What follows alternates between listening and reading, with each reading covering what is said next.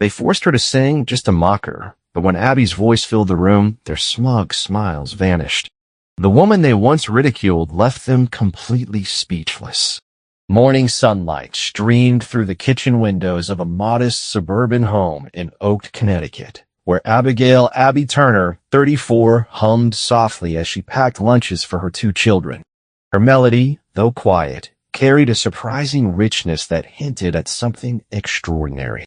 "Mom, you're doing it again," her 12-year-old daughter Emily said with a knowing smile. Abby stopped, realizing she had been unconsciously singing an aria from Puccini's La Boheme. "Old habits," she replied with a gentle laugh that didn't quite reach her eyes.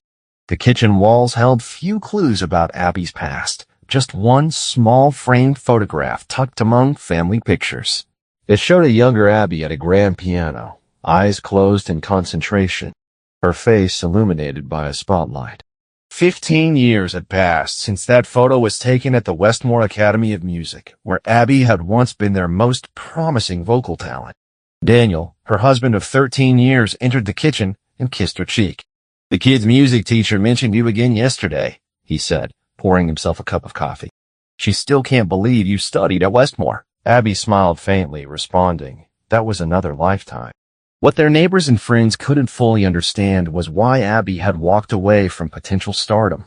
At night, she had been on track for an international career when her father suffered a debilitating stroke.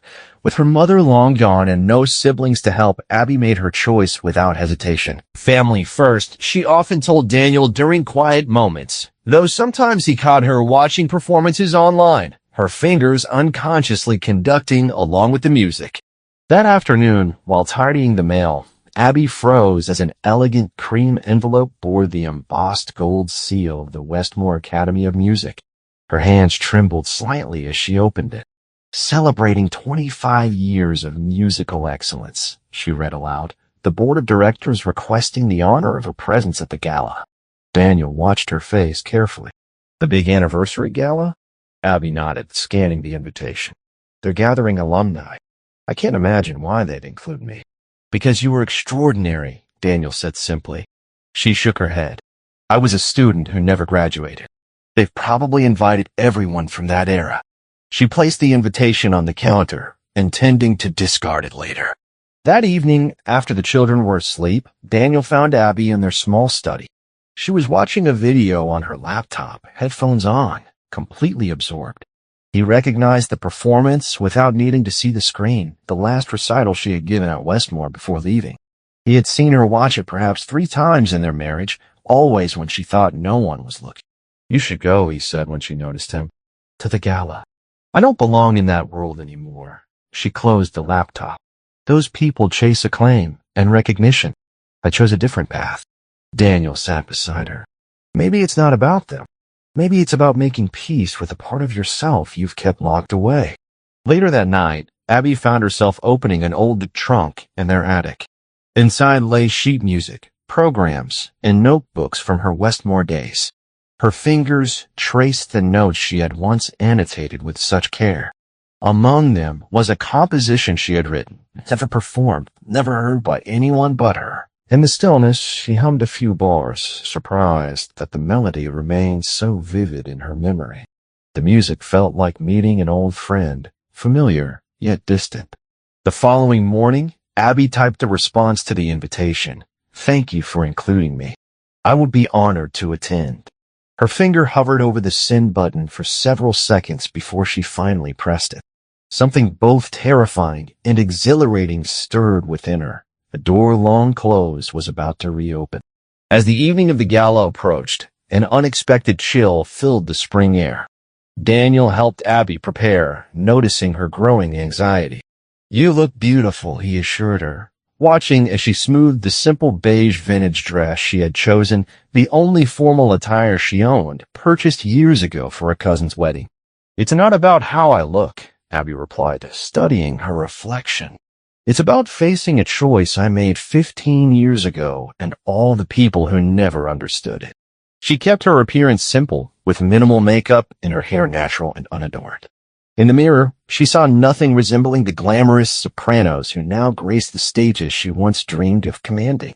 "Remember," Daniel said as he dropped her off at the gleaming facade of the Manhattan venue, "you have nothing to prove to these people."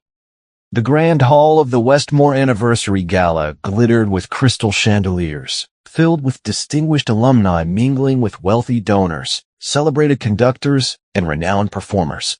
The air itself seemed charged with accomplishment and ambition. Abby hesitated at the entrance, suddenly feeling every inch the outsider. Women in designer gowns, adorned with jewelry worth more than her mortgage, glided past, while men in impeccable tuxedos discussed upcoming seasons at the Met and Carnegie Hall. "Abigail Turner, is that really you?" Professor Eleanor Winters, now in her 70s, approached with genuine warmth. The woman who had once been Abby's vocal coach embraced her.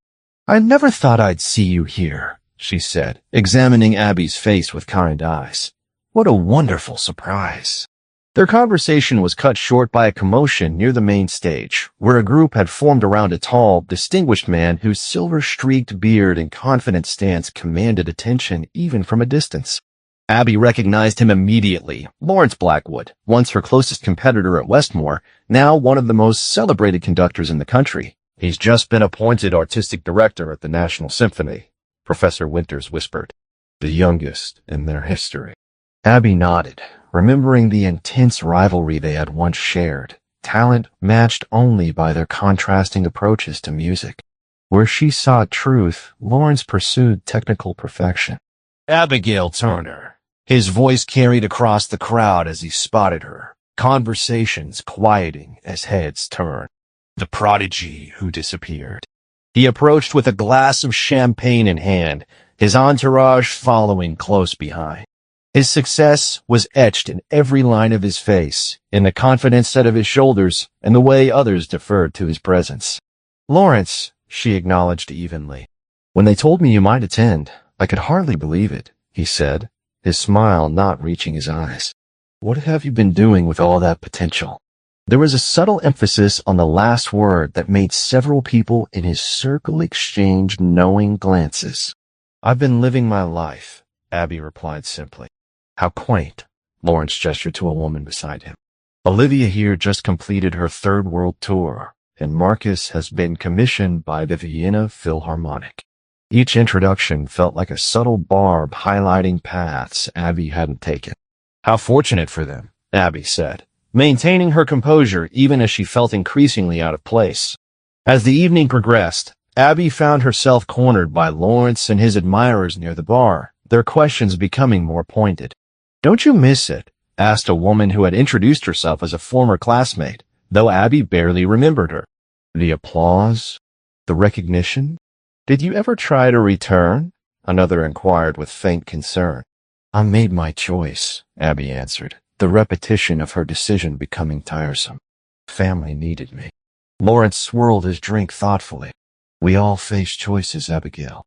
Some of us choose greatness." The quiet contempt in his voice stirred something in Abby, not anger, but a sadness for what he failed to understand about her decision. The formal program began with speeches celebrating the institution's legacy, distinguished alumni acknowledged with thunderous applause following each familiar name. From her table at the back, Abby watched silently. Then Lawrence took the stage as the evening's honored speaker. His charisma was undeniable as he spoke of dedication, sacrifice, and the pursuit of musical excellence. "Talent," he proclaimed, scanning the room, "is nothing without the courage to pursue it relentlessly. Some among us had that talent." His eyes found Abby in the crowd, and the murmurs rippled through the audience as several people glanced in her direction. "In fact," Lawrence continued, his smile turning predatory, "we have a unique opportunity tonight. Among us is someone whose voice once promised greatness before she chose obscurity." The spotlight swung wildly before finding Abby, illuminating her startled face for all to see. "Abigail Turner," Lawrence announced, extending his hand toward the stage. "Perhaps you'd honor us with a song? Show us what might have been."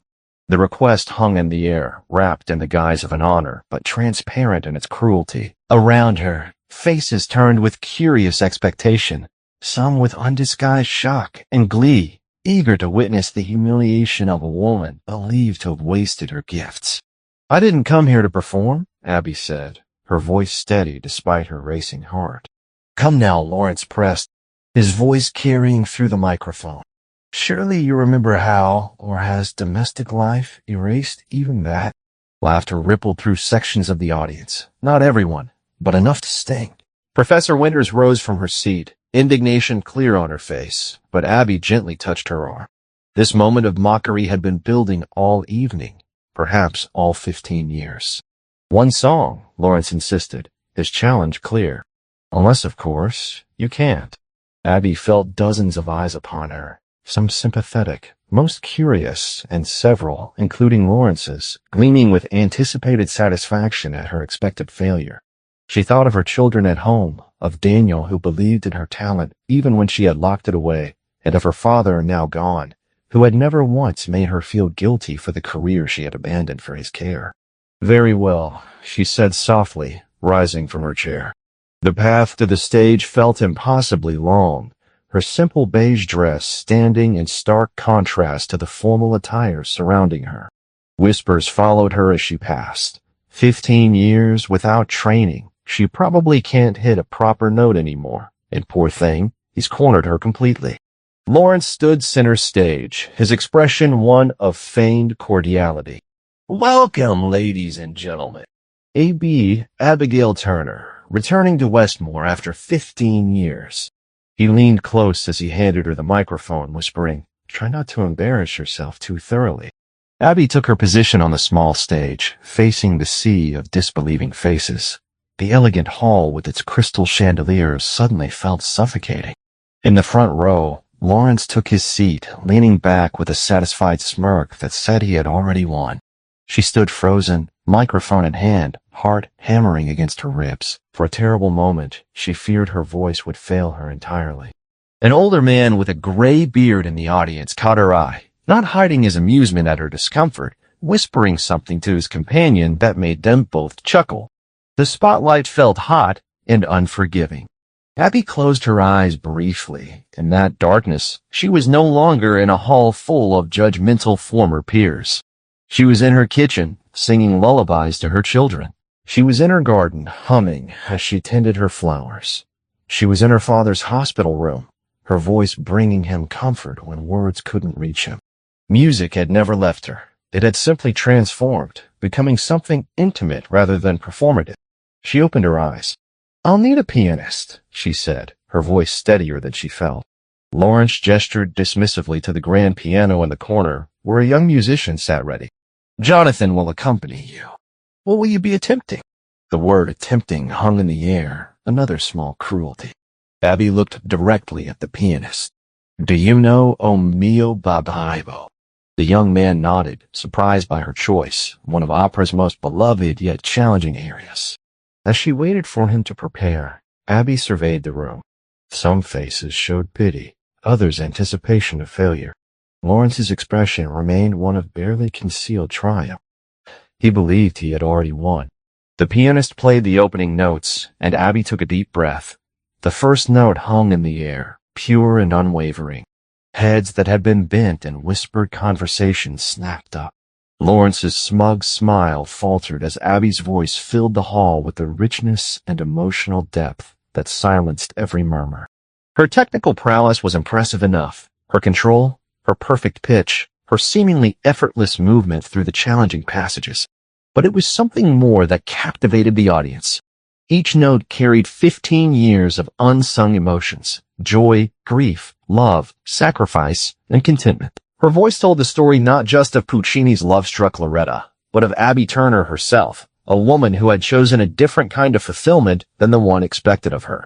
In the front row, Lawrence sat rigidly upright, his expression transitioning from disbelief to shock. The man with the gray beard who had laughed at her moments before now leaned forward, his mouth slightly open in amazement. And in a moment, Professor Winters pressed a handkerchief to her eyes, witnessing the full flowering of a talent she had recognized decades ago. Throughout the room, faces registered the collective realization that they were hearing something extraordinary, not just technically perfect, but profoundly moving.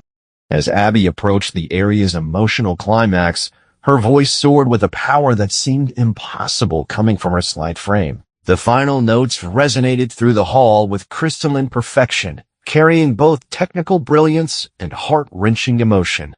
Then silence fell for 3 heartbeats. No one moved. No one breathed.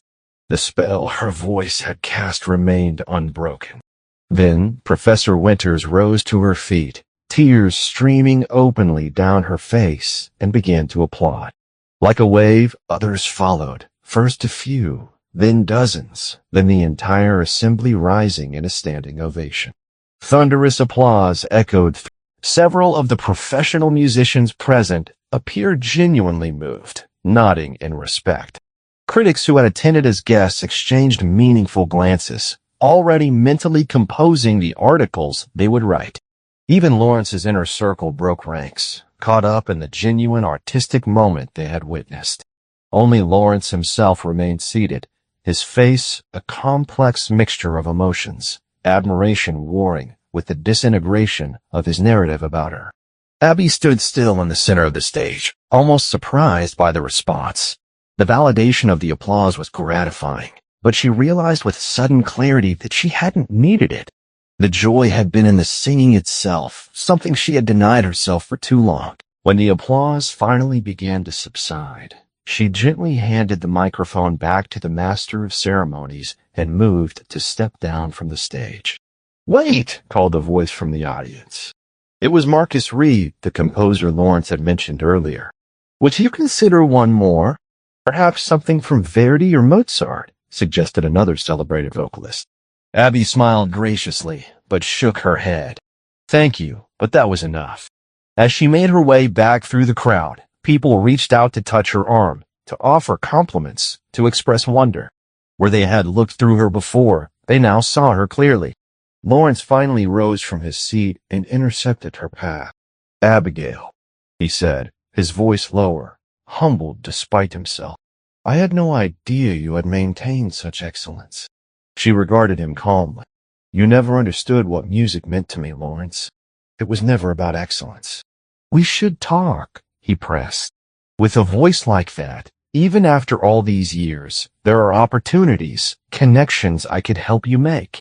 There was a genuine offer beneath his words, but also an attempt to reassert control, to position himself as the gatekeeper to a world she had supposedly lost. Abby's smile was gentle but firm. "I appreciate the thought, but I have a life. I love music. It has always been part of it, just not in the way you understand."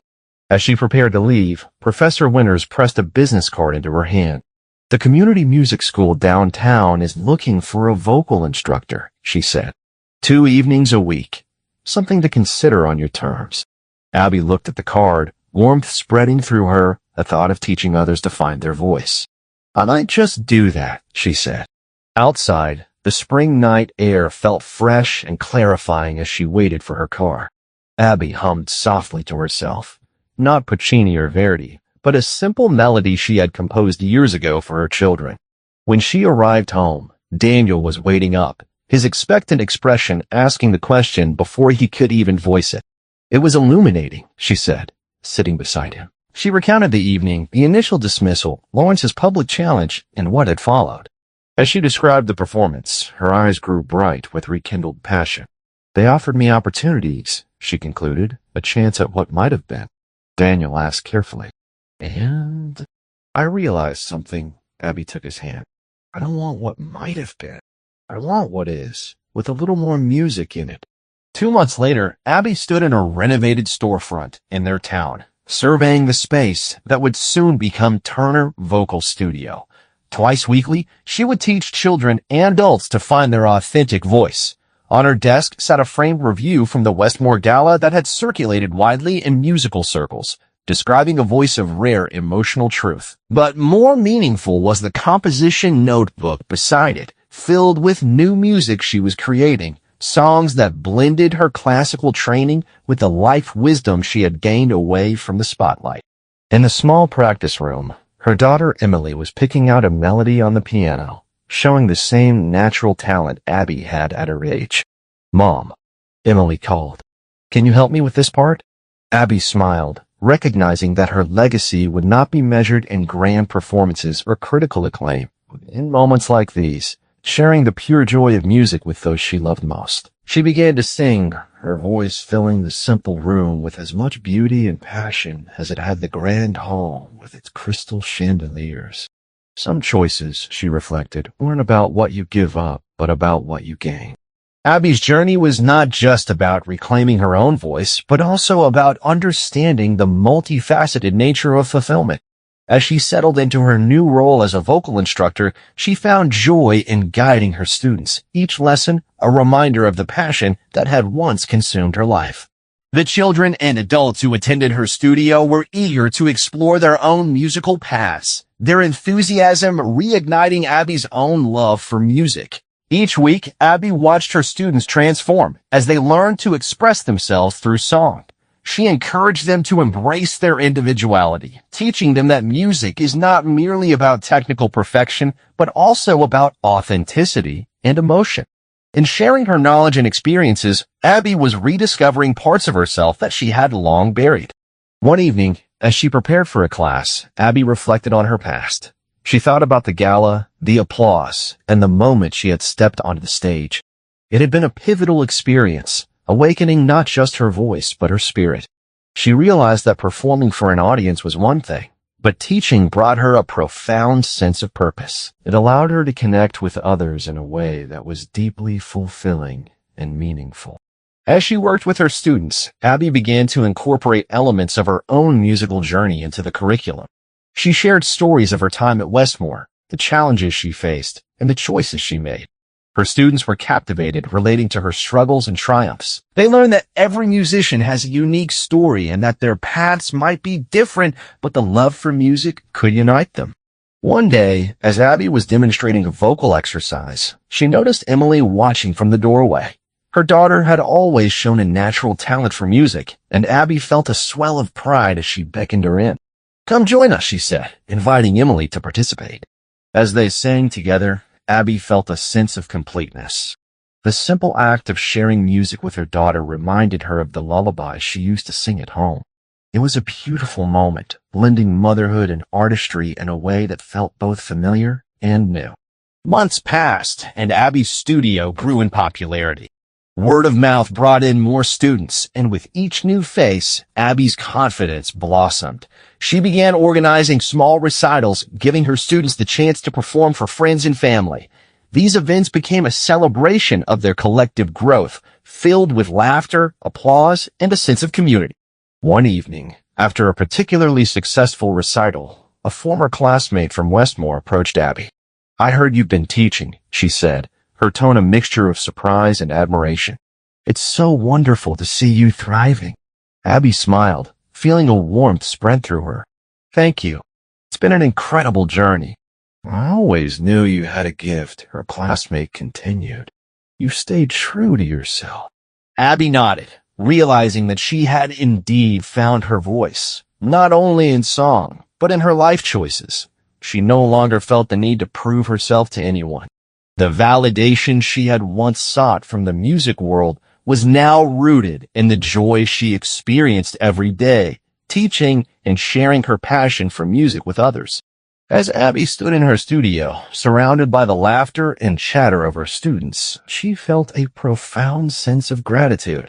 She had discovered that life could be rich and fulfilling in ways she once thought impossible. The music that had once been a source of pain and regret had transformed into a bridge to connection and joy. In sharing her story, she inspired her students to embrace their own journeys, to find their authentic voices, and to understand that it's never too late to pursue what truly matters to them. Abby's heart swelled with pride, knowing that she was helping to shape the next generation of musicians, encouraging them to believe in themselves and their unique gifts. As the final notes of a lesson faded into the air, Abby couldn't help but smile. She had found her path, not just in music, but in life, and it was more beautiful than she had ever imagined. As the seasons changed, Abby's Turner Vocal Studio continued to flourish. Each week, students of all ages filled the space with laughter and melodies, transforming it into a vibrant hub of creativity. Abby embraced her role as a mentor, finding joy and guiding her students through their musical journeys. She reveled in their progress, celebrating their small victories as they overcame challenges and discovered their unique voices. One afternoon, Emily burst into the studio after school, her face glowing with excitement. "Mom, you won't believe what happened," she exclaimed, her enthusiasm infectious. Abby paused her lesson with a young boy, smiling as she turned her attention to Emily. "What is it, sweetheart?" "I got the lead in the school musical," Emily announced, her eyes sparkling. "I'm going to play the princess." Abby's heart swelled with pride. "That's amazing, Emily. I'm so proud of you." She pulled her daughter into a warm embrace, feeling a rush of happiness. As they sat together, Abby encouraged Emily to share her thoughts about the upcoming performance. "What are you most excited about?" she asked. Emily's face lit up as she spoke about the songs she would be singing and the characters she would bring to life on stage. Abby could see the same passion for music in her daughter that she had once had at Emily's age, and it filled her with hope. "Would you like some help with your songs?" Abby offered, her voice gentle. Emily nodded eagerly, and they spent the afternoon going over the musical numbers together, blending Abby's experience with Emily's youthful energy. The afternoon flew by, filled with laughter and music as they explored the songs, each note reinforcing their bond. In the weeks leading up to the school musical, Abby found herself more involved than ever. She attended rehearsals, cheering on Emily and the other students as they practiced diligently. Watching her daughter blossom on stage reminded Abby of her own youth, of the dreams she had once chased, and the joy that music had brought her. The night of the performance arrived, and the school auditorium buzzed with excitement. Abby sat in the front row, her heart racing with anticipation as the curtains opened. Emily appeared on stage, her costume shimmering under the lights, and Abby couldn't help but smile. As the music began, she watched her daughter sing with confidence and grace, pouring her heart into every note. As Emily performed, Abby was reminded of her own experiences in the spotlight. She felt a swell of pride, not just for Emily, but for herself as well. In that moment, she understood that while her own path had diverged, she was still deeply connected to the world of music. The joy of performance was alive in her daughter, and in that connection, Abby found a renewed sense of purpose. When the final curtain fell, the audience erupted into applause, and Abby joined in, cheering for her daughter. Emily beamed as she took her bow, and Abby felt tears of joy welling in her eyes. Later backstage, Abby enveloped Emily in a hug. "You're incredible. I'm so proud of you." "Thanks, Mom. I couldn't have done it without you," Emily replied, her excitement palpable. "Can we work on my songs more often?" "Absolutely," Abby promised, her heart full. "I'd love that." As they left the auditorium, Abby realized that her journey through music had come full circle. She had rediscovered her love for singing, not just for herself, but through nurturing Emily's passion and talent. Music had woven its way back into their lives, creating a beautiful tapestry of shared experiences and dreams. In the months that followed, Abby continued to teach and mentor her students, infusing her lessons with the same passion she had once felt. Each class was a testament to her belief that music was a powerful tool for self-expression, healing, and connection. Abby encouraged her students to embrace their individuality, teaching them that their voices matter, regardless of their backgrounds or experiences. One evening, as Abby prepared for a class, she found herself reflecting on how far she had come. The insecurities that had once plagued her were fading into the background, replaced by a sense of fulfillment and joy.